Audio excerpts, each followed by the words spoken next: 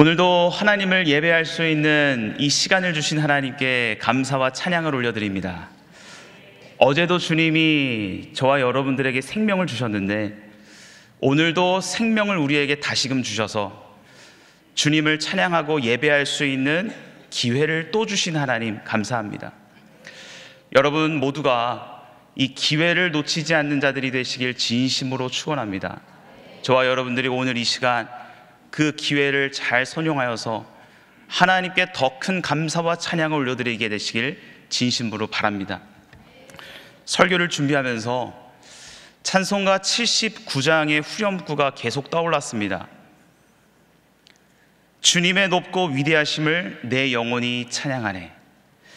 여러분, 우리 주님은 정말 높으신 분이십니다. 정말 위대하신 분이십니다. 내 영혼뿐만 아니라 물론 내 영혼 당연히 하나님을 찬양해야 되고 모든 만물들이 주님을 찬양하게 됩니다. 그 이유는 우리 주님은 높고 위대하시기 때문입니다. 그런데 우리 주님께서 높고 위대하신 그 이유가 무엇일까요? 주님은 위에 계시고 나는 아래에 있고 이런 상하의 자리 차이 때문이기도 하겠고, 주님은 정말 크신 분이시고 나는 작은 연약한 존재고, 이 대소의 크기 차이 때문일 수도 있겠습니다. 그런데 그 무엇보다 가장 중요한 특징은 바로 나의 생각보다, 나의 뜻보다, 나의 계획보다 더 높은 뜻을 갖고 계신 하나님, 더 크고 위대하신 계획과 생각을 갖고 계신 하나님이시기 때문에 주님은 높고 위대하신 분이시고 찬양받기에 합당하신 분이시죠. 여러분, 하나님의 생각은 우리의 생각을 뛰어넘습니다. 우리 이사야 55장 8절 9절 말씀은 이렇게 말씀하고 있습니다. 다시 한번 읽어볼까요? 이는 내 생각이 너희의 생각과 다르며 내 길은 너희의 길과 다름이니라. 여호와의 말씀이니라. 이는 하늘이 땅보다 높음같이 내 길은 너희의 길보다 높으며 내 생각은 너희의 생각보다 높음이니라. 아멘. 여러분, 주님의 뜻은 우리의 뜻보다 더 정확합니다. 주님의 계획은 우리의 계획보다 더 완전하고 완벽합니다. 왜 그럴까요? 우리는 늘 오답투성이고 허점투성이기 때문입니다. 그런데 우리 하나님은 어떤 분이십니까? 완전하고 완벽하신 분 아니십니까? 그 누구와 비교해도 흠잡을 데 없고 그 어느 것 하나 흠잡을 데 없으신 분, 바로 우리 주님 아니십니까? 그래서 잠언의 말씀이 정말 딱 맞는 말씀이더라고요. 사람의 마음에는 많은 계획이 있어도 오직 여호와의 뜻만이 완전히 서리라. 아멘. 우리가 철두철미하게 완벽하게 계획을 짠다 할지라도 우리 주님의 뜻과 계획을 결코 따라잡을 수가 없습니다. 여러분, 이렇게 하나님의 뜻과 계획들이 많은 경우 우리의 상식 밖에서 일어나기 때문에 이해하기 어려운 상황으로 맞닥뜨리게 되는 경우가 많습니다. 가령 갑자기 큰 질병에 걸립니다. 병원에 갔는데 암이라고 하네요. 곧 얼마 남지 않다고 의사의 말을 듣게 되기도 합니다. 이전에 저 사람과 관계가 정말 좋았는데 하루아침에 관계가 깨져버립니다. 재정에 대해서 걱정이 없었는데 갑자기 재정적인 타격이 오게 되면서 열심히 오랫동안 쌓아왔던 자산과 가산이 흔들흔들 풍비박산 나게 될 수도 있습니다. 여러분, 이런 상황들은 하나님을 믿는다고 해서 예외가 될까요? 우리 모두도 다 그런 것 경험하지 않습니까? 아무리 굳건하고 아무리 좋은 믿음을 갖고 있다 할지라도 이런 이해할 수 없는 상황은 모두가 다 맞이하는 것을 우리는 보게 되죠. 주변에 열심히 기도하는 권사님, 장로님, 집사님들, 성도님들 보시면 우리가 다 알고 있지 않습니까? 그런데 여러분, 믿음이 깊어지면 깊어질수록, 견고해지면 견고해질수록 또 다른 방식의 이해할 수 없는 상황들을 마주하게 됩니다. 그것은 방금 말씀드린 건강, 관계, 어떤 재정, 이런 부분으로 타격이 와갖고 이해할 수 없는 현상들이 아니라 그런 상황 앞에서 이해할 수 없는 하나님의 말씀이 들려옵니다. 이해할 수 없고 납득하기 어려운 하나님의 뜻이 보입니다. 그 상황 앞에서 나는 정말 하나님 하기 싫어요. 근데 왜 하라고 하시나요? 주님, 저는 정말 하고 싶습니다. 근데 왜 저를 하지 말라고 말씀하시나요? 이렇게 내 생각과 내 뜻과 내 계획 그 어느 것 하나 부합하지 않는 하나님의 말씀을 듣게 되는 경우가 있다라는 말이에요. 오늘 본문 말씀에 나오는 이스라엘 백성들도 이 상식적으로 이해되지 않는 하나님의 말씀을 듣게 됩니다. 그 말씀이 뭘까요? 할례를 행하라. 우리 여호수아 5장 2절 말씀 같이 읽어보겠습니다. 시작. 그때에 여호와께서 여호수아에게 이르시되 너는 부싯돌로 칼을 만들어 이스라엘 자손들에게 다시 할례를 행하라 하시매. 아멘. 여러분, 사실 할례를 행하라, 이 말씀은 이스라엘 백성들에게 결코 낯설게 들리는, 처음 듣는 말씀은 아닐 겁니다. 왜냐하면 그들의 신앙의 뿌리이기도 하고 믿음의 조상이기도 한 그 아브라함 때부터 이 할례가 오랜 전통으로 내려왔기 때문입니다. 그래서 창세기 17장 10절 11절, 이 아브라함 때 하나님이 말씀하신 거거든요. 너희 중 남자는 다 할례를 받으라. 이것이 나와 너희와 너희 후손 사이에 지킬 내 언약이니라. 너희는 포피를 베어라. 이것이 나와 너희 사이의 언약의 표징이니라. 아멘. 여러분, 할례는 단순한 전통을 뛰어넘어서 이스라엘 백성들의 신앙 정체성을 규정하는 매우 중요한 언약의 표징이었습니다. 그렇기 때문에 할례를 행하라 하는 이 말씀을 들을 때 어색하지 않은 거예요. 오랫동안 해왔기 때문에. 그런데 문제가 있습니다. 지금 요단강을 건너서 가나안 땅에 막 들어온 이스라엘 백성들은 할례를 단 한 번도 해본 적이 없는 자들입니다. 그 근거가 되는 말씀이 오늘 여호수아 5장 4절 5절 말씀에 나오는데 같이 한번 읽어보겠습니다. 여호수아가 할례를 시행한 까닭은 이것이니 애굽에서 나온 모든 백성 중 남자 곧 모든 군사는 애굽에서 나온 후 광야길에서 죽었는데 그 나온 백성은 다 할례를 받았으나 다만 애굽에서 나온 후 광야길에서 난 자는 할례를 받지 못하였음이라. 아멘. 여러분, 출애굽기부터 신명기까지 이 광야의 삶을 그려내고 있는데요, 40년이라는 시간이 걸렸다고 합니다. 이 40년 동안의 광야 생활이 굉장히 많은 일들이 있었겠죠. 그런데 가나안 땅 정탐 사건은 이 약속의 땅 가나안 땅에 들어가는 굉장히 중요한 이 전환점을 만들어주는 중요한 사건이 되기도 했습니다. 저희가 잘 알고 있죠. 12명의 정탐꾼들 가운데 여호수아와 갈렙만 저 땅 하나님이 우리에게 주셨다, 젖과 꿀이 흐르는 땅 정말 맞다, 그렇게 호평을 했습니다. 그런데 이 2명을 제외한 10명은 어떻게 했습니까? 저 땅 못 들어가. 내가 이렇게 봤는데 거인 안악자손들도 있고 성읍도 견고하고 못 들어가. 그러니까 악평을 내놓는 거죠. 호평과 악평 둘로 나뉜 정탐의 보고 가운데 우리 하나님께서 이렇게 말씀을 하십니다. 여분네의 아들 갈렙과 눈의 아들 여호수아 외에는 내가 맹세하여 너희에게 살게 하리라 한 땅에 결단코 들어가지 못하리라. 너희가 사로잡히겠다고 말하던 너희 유아들은 내가 인도하여 드리리니 그들은 너희가 싫어하던 땅을 보려니와 너희의 시체는 이 광야에 엎드러질 것이요. 아멘. 이 방금 제가 읽어드린 말씀이 민수기 14장이거든요. 민수기 14장 광야에서 하나님께서 이스라엘 백성들에게 하신 이 말씀이 어디에서 성취됐을까요? 바로 여호수아 5장 4절 5절 말씀입니다. 애굽에서 나온 후 광야길에서 죽었는데 그 나온 백성, 출애굽 1세대들이죠. 그들은 다 할례를 받았으나 다만 애굽에서 나온 후 광야길에서 난 자, 출애굽 2세대들입니다. 할례를 받지 못하였습니다. 이제 막 가나안 땅에 들어선 이 광야에서 태어난 출애굽 2세대들에겐 할례가 그냥 부모에게 들었던 단어예요.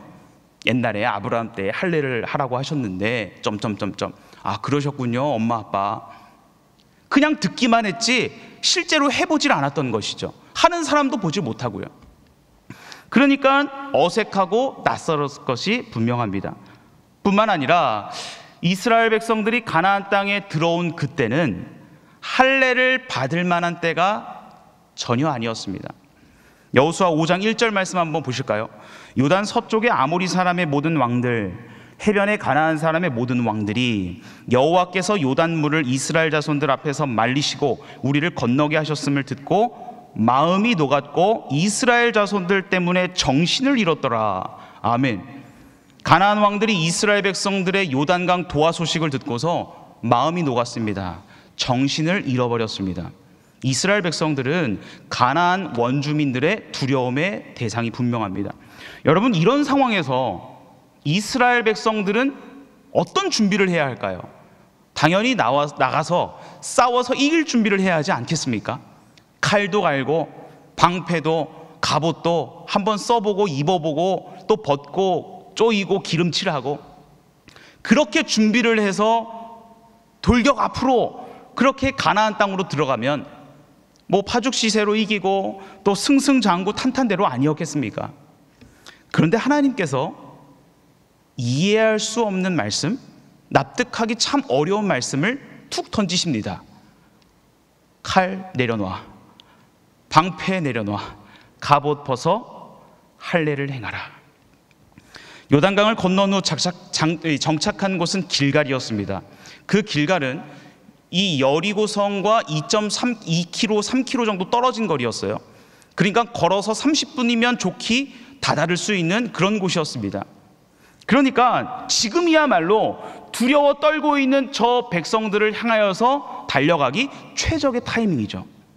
그런데 하나님께서 가지 말고 여기서 할례를 행하라고 하신 거예요. 여러분, 할례를 하면요 며칠 동안 움직이질 못합니다. 30분이면 갈 그 여리고 땅을 가지 못하고 자기 처소에서 머물러 있게 되는 것이죠. 이것은 이해할 수 없는 하나님의 명령이 아닐 수 없었습니다. 여러분, 이스라엘 백성들에게 이 할례는 가나안 정복 전쟁을 앞두고 크나큰 손해이고 손실처럼 보이지만 여러분, 여호수아서를 끝까지 읽어보신 분들은 아실 겁니다. 5장에서 이 할례를 받고 유월절을 지키고 예배를 드린 다음에 바로 그 다음 장 6장에서 여리고성을 함락합니다. 그러고 보면 할례는 하나님의 관점으로 보면 이스라엘 백성들이 가나안 정복을 위해서 반드시 가장 먼저 꽂아야 되는 거룩한 첫 단추였다고 할 수도 있겠고, 오늘 설교의 제목이기도 한 하나님의 필승 전략이었다고 볼 수도 있겠습니다. 여러분, 하나님의 필승 전략이라고 할 수 있는 이 할례를 깊이 알면 알수록 우리 또한 이해할 수 없는 상황, 이해할 수 없는 하나님의 말씀 앞에서 당황하고 불평불만하는 게 아니라 100% 순종하고 순응하고 예, 하나님 알겠습니다, 그렇게 하게 될 수 있다는 겁니다.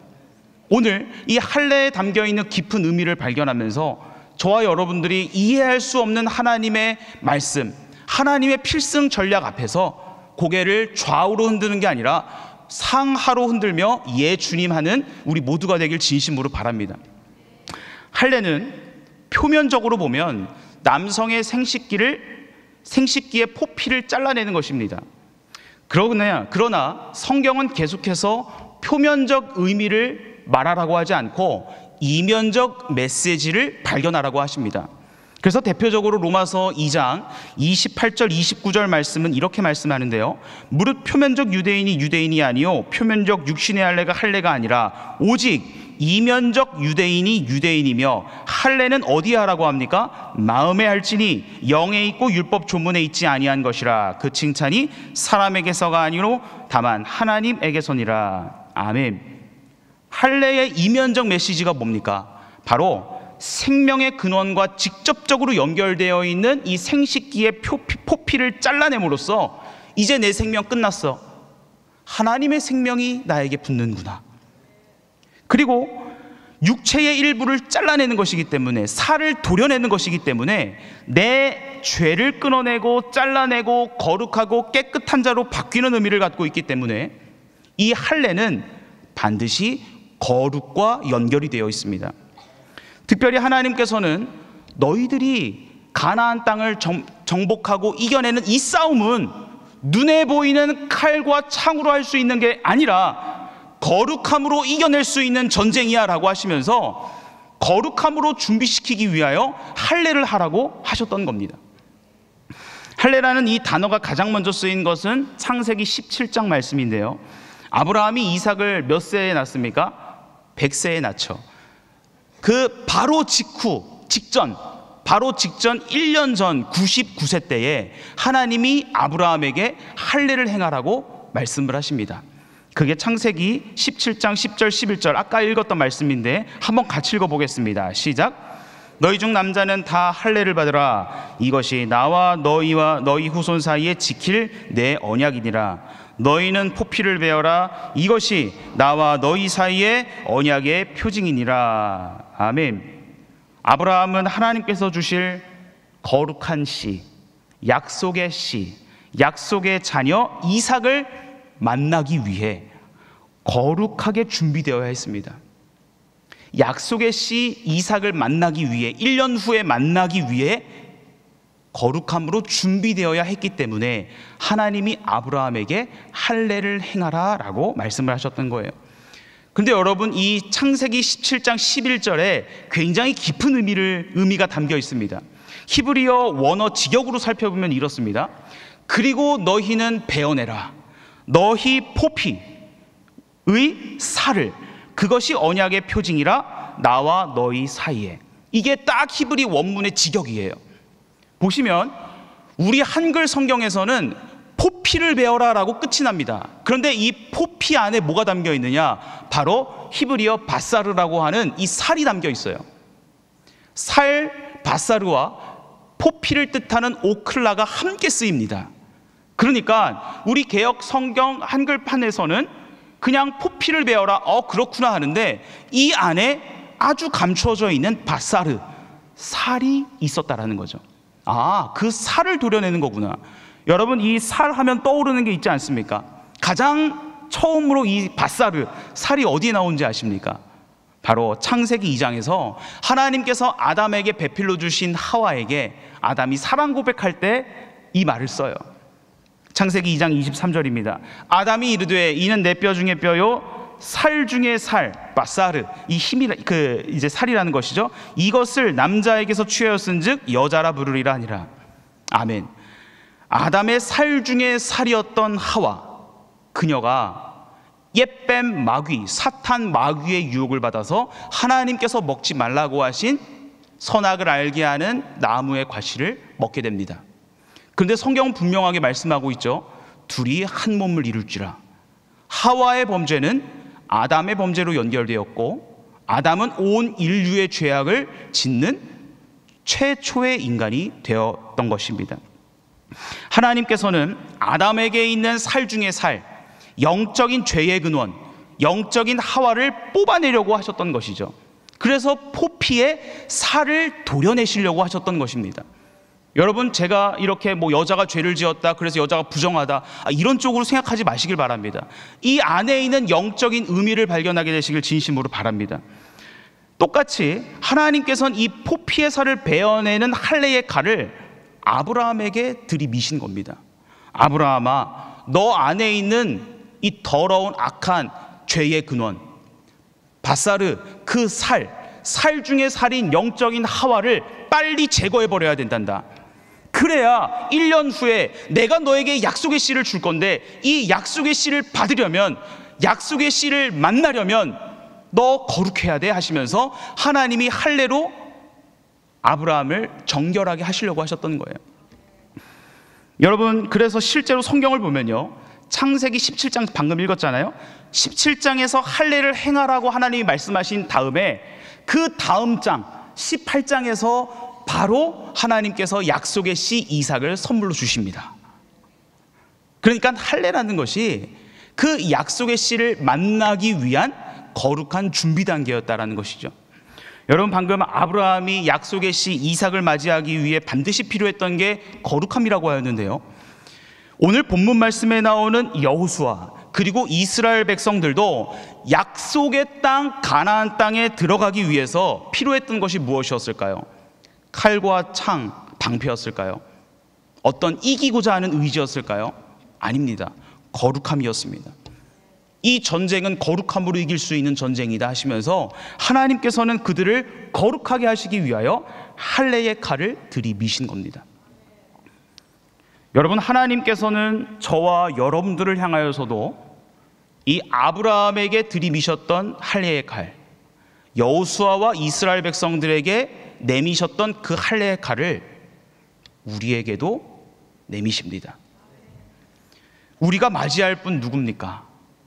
하늘의 미랄이 되어 이 땅에 오신, 약속대로 오신 약속의 씨 예수 그리스도. 그 예수님은 우리를 위해 십자가에 죽으셨고 3일 만에 부활하셨으며 승천하셨습니다. 그리고 곧 다시 오실 우리 주님이십니다. 신랑으로 오시는 것이죠.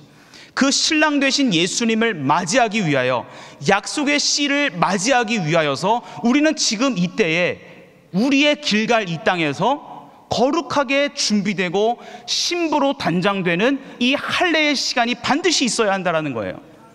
그리고 우리가 어디로 들어가야 합니까? 약속의 땅, 저 새 하늘과 새 땅으로 들어가야 되는 것 아니겠습니까? 영적 가나안 땅으로 우린 들어가야 합니다. 하나님 나라, 저 새 예루살렘, 저 하늘 도성, 거룩한 산으로 우리는 달려나가야 하는 것이죠. 천국을 향하여 나아가는 우리의 걸음이 거룩함이 없으면 안 되는 것이기에 지금 이때의 주님은 우리에게 할례의 칼을 들이미시면서 할례 받아라, 마음의 할례를 받아라, 눈과 귀의 할례를 받으라고 주님 말씀하시는 겁니다. 여러분, 이스라엘 백성들에게 할례를 명하셨던 것 같이 하나님께서는 저와 여러분들에게 할례의 칼을 들고 계십니다.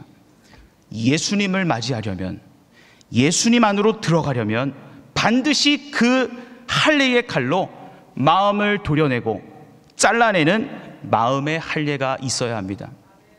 이전에는 이 칼이 적군을 향하는 칼이었지만 하나님은 그 칼 날의 방향을 나에게 향하게 하셔서 나를 찌르게 하시는 것이죠.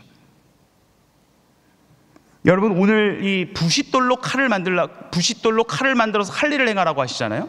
이 부싯돌이 뭐냐면 히브리어로 추르, 많이 들어보셨죠? 반석입니다. 이 반석을 통하여서 칼을 만들라고 하셨던 거예요. 여러분, 반석하면 떠오르는 게 무엇인가요? 거기에서 기적적으로 물이 터져 나왔죠. 그리고 바울은 고린도 교회에 보내는 편지에서 반석은 곧 그리스도 예수시라라고 말해요. 여러분, 그렇기 때문에 우리의 마음의 할례는 예수 그리스도의 말씀의 칼로 도려내야 하는 것입니다. 그러면 어떻게 될까요? 나의 생명 끊어지고 주님의 생명이 솟아나는 겁니다. 그 반석에서 생명이 터져 나오듯이 내 배에서 생수의 강이 터져 나오리라. 나의 뜻은 꺾이고 주님의 뜻이 세워집니다. 결국에는 나의 필패가 주님의 필승인 것입니다. 그래서 할례는 하나님의 필승 전략이라고 할 수 있겠습니다. 여러분, 오늘 설교의 제목으로 정한 하나님의 필승 전략이 뭘 뜻합니까? 하나님의 반드시 승리하시는 전략 아닙니까? 그러니까 우리는 하나님의 필승 전략하면 이런 질문들을 반드시 해야 됩니다. 하나님은 어떻게 승리하시지? 하나님은 어떻게 적군을 이겨내시지? 하나님은 어떻게 승리의 깃발을 쟁취하시고 승리의 면류관을 빼내시고 어떻게 저 한복판에 들어가셔서 이기실 수 있을까? 이런 질문에 대한 정답을 우리는 말씀 속에서 찾아볼 수 있어야 합니다. 그런데 많은 사람들이 하나님의 필승 전략 앞에서 어떤 생각을 하느냐? 나의 필승 전략을 세우기 바쁩니다. 내가 어떻게 하면 믿음으로 승리할 수 있을까? 내가 어떻게 하면 이 땅에서 믿음으로 승리하며 나아갈 수 있을까? 내가 어떻게 하면 영적 전쟁터에서 사탄 마귀와 싸워 이길 수 있을까? 나의 필승을 위한 질문에 정답을 찾기 급급하죠. 여러분, 이게 잘못된 생각은 아니잖아요. 그런데 하나님의 필승 전략 자체는 주어 자체가 뭡니까? 하나님이십니다. 주어가 하나님이신데 주어가 나로 바뀌어버려요. 하나님의 필승 전략을 나의 필승 전략으로 이용해버리는 모습이 많이 생긴다는 겁니다. 만일 이스라엘 백성들이 할례를 행하라는 이 하나님의 필승 전략을 듣고서 나의 필승, 우리의 필승만 생각했었더라면 분명 거절하고 거부했을 것입니다. 왜냐하면 할례는 딱 봐도 승리로 직결되지 않기 때문입니다.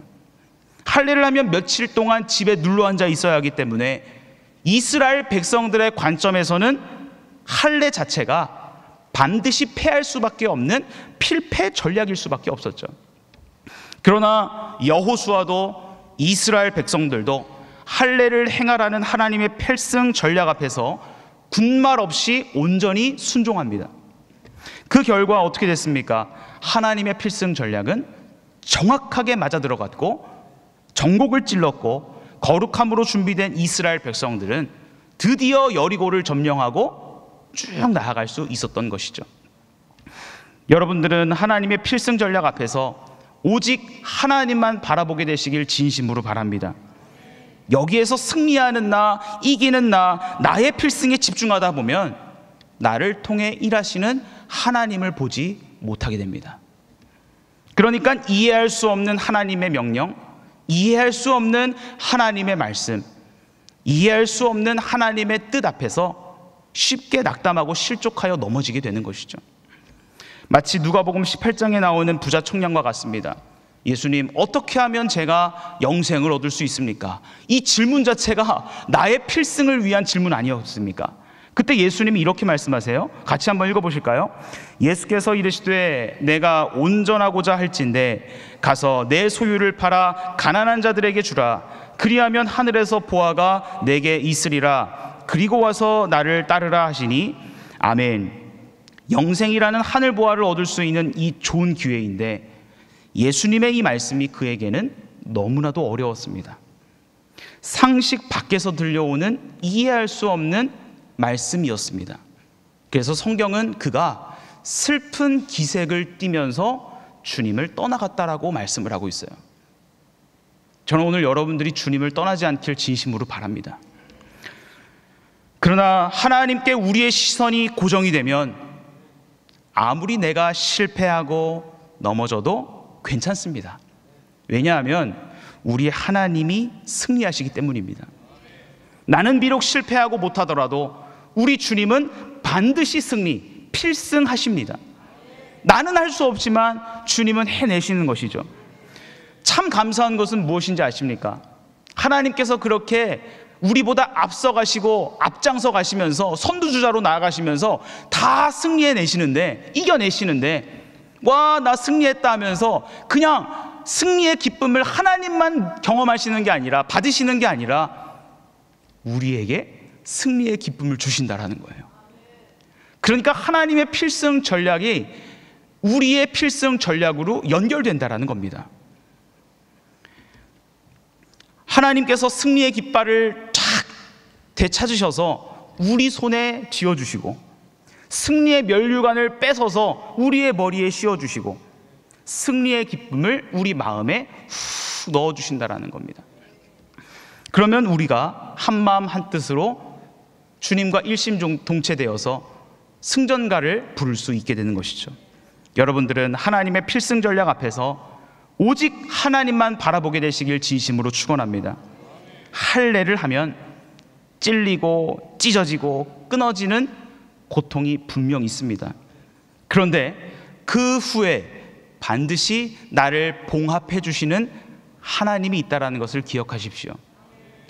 바늘의 앞에는 아프지만 바늘 뒤에 연결되어 있는 생명실이 있기 때문에 우리는 수술을 견딜 수 있는 겁니다. 할례를 견딜 수 있는 겁니다. 뒤에 계신 하나님, 십자가 뒤에 계신 영광의 예수 그리스도를 보지 못하면 우리는 왜 이렇게 아파요? 왜 이렇게 날 움직이지 못하게 합니까? 왜 말씀이 나를 올가매게 하고 나 세상에서 좀 자유롭게 살고 싶은데 왜 이렇게 나를 힘들게 합니까? 왜 마음이 찔려야 합니까? 라고 빨만 나오게 되는 거예요. 그러나 우리 주님이 우리의 칼을 들이미시는 것은 하나님이 승리하시기 위해뿐만 아니라 너희가 승리하길 바란다 하시기 때문에 우리는 할례를 하게 되는 것입니다. 여러분들 모두가 그렇게 주님을 인정하고 신뢰하며 바라보는 자들이 되길 바라고요. 필승의 깃발, 필승의 면류관뿐만 아니라 승리하는 자가 받아 누릴 유업을 누리시길 진심으로 바랍니다. 말씀을 정리하겠습니다. 성경을 보면 방금 제가 이렇게 설교를 하면서 말씀드렸던 이해할 수 없는 상황을 마주한 사람들이 정말 많이 나옵니다. 뿐만 아니라 설상가상으로 이해할 수 없는 하나님의 말씀, 납득하기 어려운 하나님의 반응 앞에서 힘들고 고통스러워하는 인물들도 많이 있는데, 저는 설교 말미를 이제 써 내려가면서 욥이 떠오르더라고요. 욥은 한날 한시에 모든 재산을 잃어버렸고 10명의 자녀를 잃어버렸고 건강마저 잃어버렸으며 사랑하는 아내의 지지 또한 잃어버렸습니다. 모든 것을 다 잃어버렸어요. 욥은 이 절망적인 상황, 힘든 상황, 이해할 수 없는 이 상황에서 어떤 고백을 하느냐. 욥기 1장 21절 말씀입니다. 같이 한번 읽어보겠습니다. 이르되 내가 모태에서 알몸으로 나왔사온즉 또한 알몸이 그리로 돌아가올지라. 주시니도 여호와시요 거두시니도 여호와시오니 여호와의 이름이 찬송을 받으실지니이다 하고. 아멘. 정말 놀라운 찬양 아닙니까? 욥이 이렇게 하나님을 찬양할 수 있었던 그 비결은 어디에 있을까요? 나의 필승, 우리의 필승이었을까요? 아니죠. 하나님의 필승. 하나님은 반드시 승리하신다. 나보다 더 높은 뜻을 갖고 계시고 더 위대하신 계획을 하고 계시며 크신 생각을 갖고 계신 분, 우리 하나님이시다. 온전히 믿고 신뢰하였기 때문입니다. 그래서 욥은 23장 13절 14절에서 이렇게 말씀합니다. 그는 뜻이 일정하시니 누가 능히 돌이키랴. 그의 마음에 하고자 하시는 것이면 그것을 행하시나니 그런즉 내게 작정하신 것을 이루실 것이라. 이런 일이 그에게 많이 있느니라. 아멘. 여러분, 욥과 비교할 수는 없겠지만 저와 여러분들도 이해할 수 없는 상황들 마주하지 않겠습니까? 그리고 그 상황 가운데에서 도무지 이해할 수 없는 하나님의 반응을 경험하게 될 때가 있습니다. 나는 정말 열심히 기도하는데 응답이 안 와요. 정말로 열심히 기도해서 신앙생활도 잘해서 이제 좀 나아졌다, 암이 사라졌다라는 말을 듣고 싶은데 그대로라고 하고 조금 더 늘었다라고 하고, 이해할 수 없는 하나님의 반응 앞에서, 하나님의 뜻 앞에서 눈물을 흘리고 슬퍼하는 경우가 정말 많습니다. 여러분, 그 상황에서 반드시 승리하시는 하나님을 바라보게 되시길 바랍니다. 반드시 뜻을 성취하시고 반드시 해내시는 하나님을 찾아내시길 진심으로 바랍니다. 오늘 이스라엘 백성들이 이 본문 말씀에서 길갈이라는 땅에 정착을 하였습니다.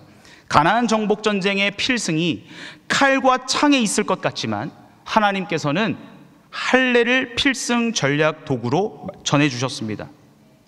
아브라함이 약속의 씨 이삭을 만나기 위해 거룩함이 필요했고, 여호수아와 이스라엘 백성들이 약속의 땅 가나안 땅에 들어가기 위해 거룩함이 필요했듯이 오늘 저와 여러분들이 약속의 씨가 되시는 다시 오실 신랑 예수님을 맞이하기 위하여 거룩함으로 준비되어야 하는 것이고요. 그리고 우리가 반드시 들어가야 할 약속의 땅, 저 새 예루살렘, 그리고 영적 가나안 땅, 저 천국에 들어가려면 우리는 거룩함으로 할례를 받아야 하는 것이죠. 저와 여러분들 모두가 그렇게 거룩함으로 준비되길 바랍니다. 이해할 수 없는 상황 속에서도 반드시 승리하시는 하나님을 바라보시길 진심으로 축원합니다. 그분을 인정하고 신뢰하며 찬양하시길 바랍니다. 하나님은 승리의 깃발을 취하셔서 여러분들 손에 주시고 승리의 면류관을 여러분들의 머리에 씌워주시고 승리의 기쁨을 여러분들의 마음 가운데 훅 넣어주시면서, 그래, 이게 바로 나의 필승 전략이다. 내가 승리하면 너도 승리고 내가 이겨내면 너도 이겨내는 거다. 여러분들 모두가 하나님의 필승 전략을 나의 필승 전략으로 이용하지 마시고 하나님께서 이기소서, 하나님께서 통치하소서, 하나님께서 전진하소서, 그렇게 승리하시는 하나님을 인정하고 찬양할 때 비로소 여러분들에게도 기쁨, 승리의 기쁨이 주어질 줄 믿습니다.